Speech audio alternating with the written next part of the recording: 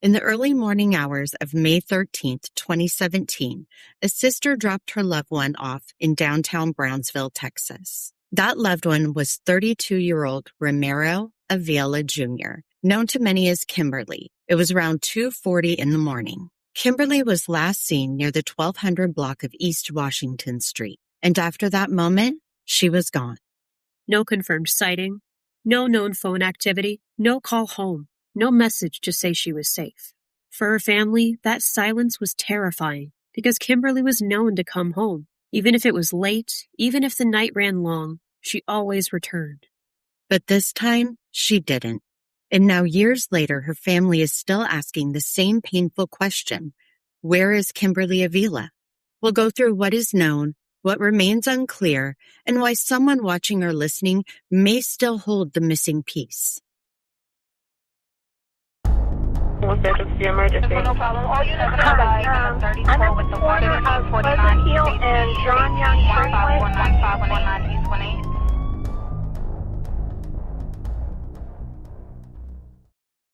Welcome back to Crime Solvers Central. I'm Charlie. And I'm Jace. Tonight's case is one that has stayed open for years, but has never stopped mattering. This is the case of Ramiro Avila Jr., also known as Kimberly. Kimberly was 32 years old when she disappeared from Brownsville, Texas in May of 2017. Kimberly was transgender and also described in some reports as female or gender fluid. She used the name Kimberly, and some people also knew her as Junior. We're going to refer to her as Kimberly throughout most of this episode, as well as using feminine pronouns. That is the name she used, and it's the name many reports and family discussions use when telling her story. This case involves a vulnerable person, a late-night disappearance, and a family that has spent years trying to get answers. It also involves a community where someone may know something, even if they've never come forward. Before we go further, we want to say this clearly. Kimberly's life mattered. Her identity does not make her disappearance less important. Her circumstances do not make her less deserving of justice. And if you know something, even something that feels small, it could matter. It could be the detail that helps move this case forward. Kimberly Avila vanished during a night that started like many others. She was in Brownsville, Texas, a border city with a busy downtown area, nightlife, and people moving through it at all hours of the day and night. On May 13th, 2017, at about 2:40 a.m., Kimberly's sister reportedly dropped her off near the 1200 block of East Washington Street in Brownsville. That was the last known confirmed moment that Kimberly was seen by her family. At the time, Kimberly was wearing a black wig. She was also reported to be in a black short-sleeved blouse, a black skirt, black fishnet stockings, and black stiletto heels. She had brown eyes, but was reportedly wearing gray contact lenses that night. She was listed as being between 5'8" and 6 feet tall, and between 200 and 220 pounds. Kimberly had a cell phone with her, but after she disappeared, reports say there was no known activity from that phone. That detail really matters, because in modern missing persons cases, a phone can sometimes leave a trail. A call, a text, a location ping, a login, or even just a signal. A phone is a very important tool for locating a missing person. But in Kimberly's case, that trail seems to have gone quiet, and with that silence came fear. Her family knew her patterns. They knew she came home. So when Kimberly did not return, it was not treated like normal behavior by those who left her. The case has remained open. The Brownsville Police Department has been listed as the investigating agency, and tips have also been directed to Brownsville Crime Stoppers. There have been public appeals. There have been reminders on anniversaries. There have been calls for the community to speak up. But as of today, Kimberly has not been found, and the questions surrounding that night remain more haunting than ever. 2 years and still no answers. Leads have run cold. Family and friends of Ramiro Avila, also known as Kimberly, are hoping a new chief of police can bring new leads in a missing persons case that has gained national attention. Local 23's Derek Garcia reports. He would always come home. Ramiro Avila, also known as Kimberly, disappeared without a trace while working as a commercial worker in the downtown area of Brownsville. As a member of the LGBTQ community, Avila's family believe a crime has been committed because not keeping up with family is out of character. Before we talk about the disappearance, we need to talk about Kimberly as a person. Because missing persons cases can become sensational, mysteries, timelines, and statistics too quickly, which is incredibly important to avoid when speaking about a missing person. We're not talking about a statistic. We're talking about someone's loved one and the circumstances of the worst day of their lives. Kimberly was 32 years old when she went missing. She was from Brownsville, Texas, and part of a family that has continued to search for her. Reports indicate that Kimberly was friendly and outgoing. Some accounts from people close to the case describe her as someone who was social, someone expressive and easy to know and be friends with. She was also someone living openly in a world that wasn't always safe for her. Kimberly was a transgender woman, and some reports describe her as being gender fluid. Those pieces matter because transgender people, especially transgender women of color, can face increased risk of violence, exploitation, and indifference when they're harmed, which shouldn't be ignored. Kimberly was also reportedly involved in sex work. That has been mentioned in multiple case summaries, but it should be discussed with care. People in sex work can be exposed to dangerous people. They may also be less likely to report threats because of fear or distrust. And sometimes when a person has all of those factors working against them, the public response is slower, the media coverage is thinner, and assumptions are harsher. Kimberly's family has never stopped pushing against that. They have continued to say that Kimberly was loved, missed, and deserves to be found. And of course, those things are true. With that said, let's walk through what's known about the night Kimberly disappeared. The date was Saturday, May 13th, 2017. It was around 2:40 in the morning. Kimberly was reportedly dropped off by her sister in downtown Brownsville. The location most reports have given is the 1200 block of East Washington Street. That area matters because it places her in a specific part of the city at a specific time. She was on foot after being dropped off. From there, the confirmed timeline appears to just stop. That is one of the hardest parts of this case. There's a clear last known point and then almost nothing. Kimberly did not come home or contact any family. Her phone reportedly had no known activity after she vanished. Her family became worried, and that worry was based on who Kimberly was and what she usually did. She may have been out late before, but according to reports, she normally returned home. That difference is important. A missing person's routine can tell us when something is wrong. For Kimberly's family, this was wrong immediately. It did not feel like Kimberly had simply chosen to leave. Let's talk again about the clothing Kimberly was wearing. In this case, the clothing description is specific. That may help someone remember seeing Kimberly that night. She was reported to be wearing a black wig. She also had on a black short-sleeved blouse, a black skirt, black fishnet stockings, and black stiletto heels. Some sources describe the blouse as dressy, and reports also say she was wearing gray contact lenses. Those details create a very specific image. If someone saw her walking, getting into a vehicle, speaking with someone, or entering a business, they might remember her. And those seemingly meaningless sights aren't really meaningless. They could mean the difference between the case being solved or not. Even 9 years later, people remember flashes from a night. Things such as a person's outfit, a conversation, a car stopping, or someone who just seemed out of place that night. Repeating these details matters. A case can turn on just one single memory. And even if someone didn't understand what they saw at the time, they may understand it now. If you were in downtown Brownsville that night, or if you knew people who were, think back to May 13th, 2017, around 2:40 in the morning, near East Washington Street. Kimberly was there, and then she disappeared. One detail that stands out is Kimberly's phone. Reports say she had a cell phone with her, but after she disappeared, the phone reportedly went inactive, which is a major concern since phones are lifelines. Even if someone needs space, even if they leave voluntarily, phones often keep showing signs of life. There may be a message, a social media login, a call, connection to Wi-Fi. Any of those little things could indicate to authorities and family, I'm alive.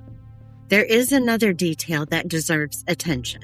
According to local reporting, in June of 2019, officials received a call from an unknown person who claimed to have information about Kimberly's disappearance. But that caller reportedly hung up before giving details, which is very painful to think about, because it suggests someone may have had information, or at least believed they had information.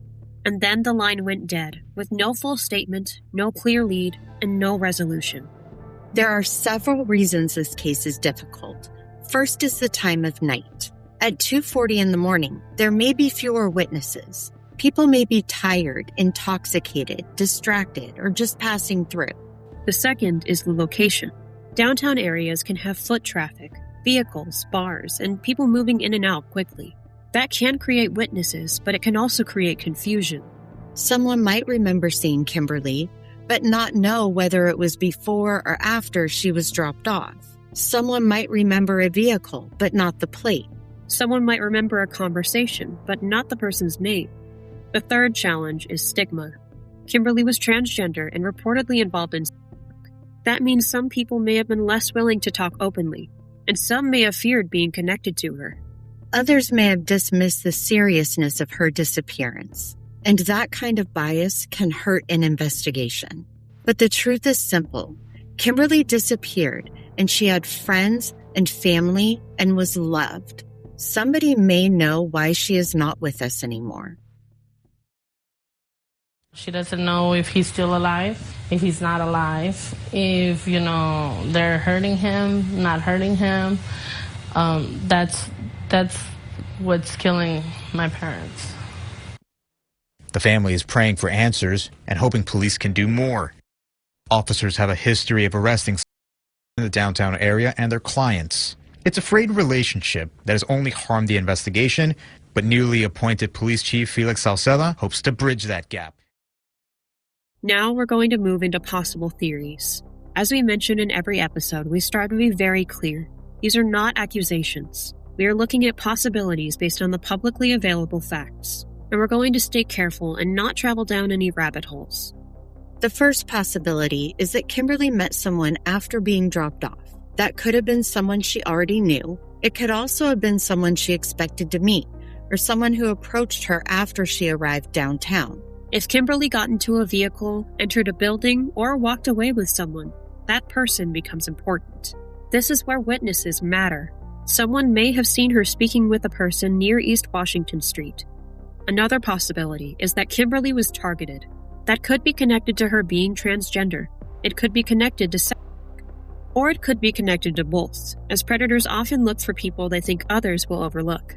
That is a hard truth in many missing persons cases. If someone believed Kimberly would not be taken seriously, that could have made her more vulnerable.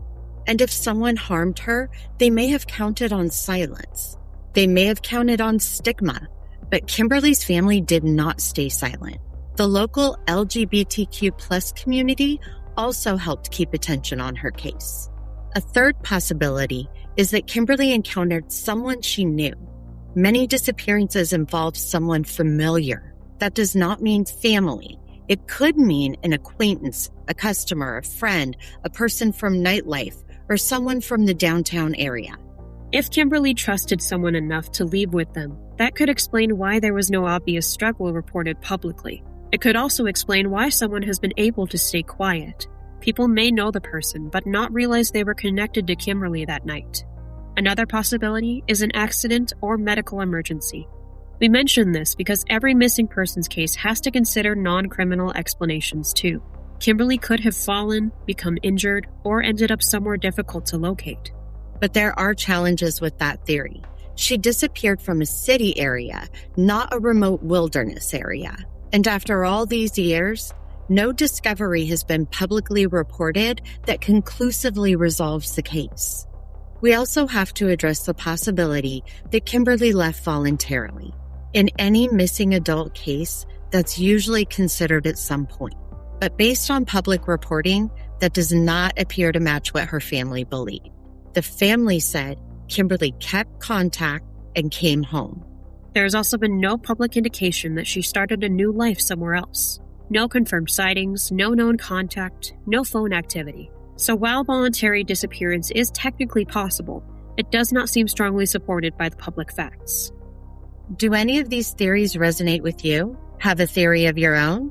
Please let us know your thoughts in the comments. When a case has gone unsolved this long, people sometimes assume there's nothing left to do. But that is not true. Someone may remember who Kimberly was with. Someone may remember a vehicle.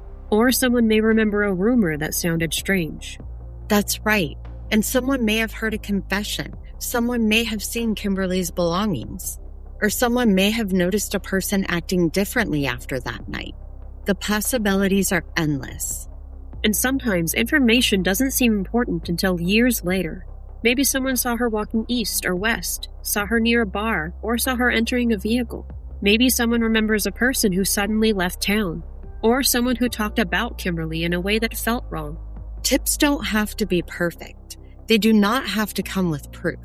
Investigators are the ones who compare details. They can decide whether a tip matches evidence that has not been released. So if you know something, speak up, even if you're scared, even if you're unsure if it's worth reporting, or even if you waited too long.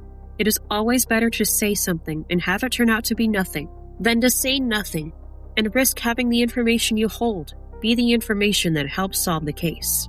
The best time to come forward was years ago. However, the next best time is now. If you have any information about the disappearance of Ramiro Kimberly Avila Jr., please contact the Brownsville Police Department. The number publicly listed for the department in this case is 956-548-7000. You can also contact Brownsville Crime Stoppers. Public reports have listed Brownsville Crime Stoppers at 956-546-8477 for tips in Kimberly's case. If you are not comfortable going directly to authorities, you can also reach out to Crime Solvers Central. You can use our website to submit information or direct us toward updates, sources, or case corrections. Please remember that tips should be factual. Names, dates, places, vehicle descriptions, messages, and anything you personally saw or heard can matter. Do not harass people online. Do not accuse people publicly without evidence, and do not spread rumors as facts. The goal is to help Kimberly's family get answers. The goal is to move the case forward. Her family has carried this pain for 9 years, but someone may still know what happened that night in Brownsville. Someone may know where Kimberly went.